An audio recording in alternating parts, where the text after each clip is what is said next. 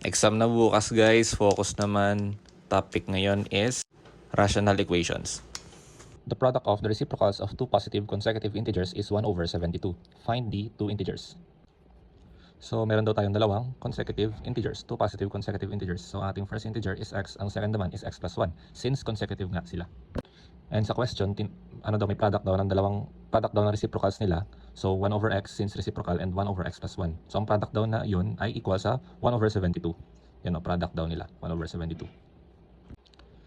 So, para matanggal yung kanilang mga denominators, multiply natin sila sa x plus 1, x, tsaka 72 para ma-completely eliminate natin yung denominators. We are now then left with 72 is equal to x multiplied by x plus 1. Dito, cancel out yung x plus 1 tsaka x. Tira is 72. Dito naman, cancel out yung 72. Tira is ang x plus 1 tsaka x. Kaya naging ganito. Simplifying further, we have this. X multiplied by x, x squared, x multiplied by 1, x.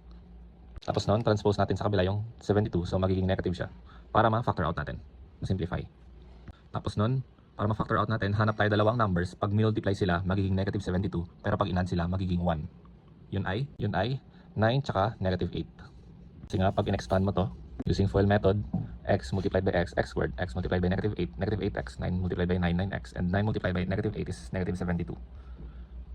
So basically, same lang siya dito. That is how you come up with this answer. Let us now find the two values of x. For 9, x plus 9 equals 0. Transpose negative 9. Isang value natin ng x is negative 9. Sa 8 naman, x minus 8, 0. Transpose x is equal to 8. So we have the two integers, 8 and negative 9. So our answer is letter A. Ay, joke lang. B pala dapat. Since ang dapat yung yung x natin is positive. So ang kukunin nating value is 8, hindi ang 9 kasi negative siya. So substitute natin itong 8 sa first integer.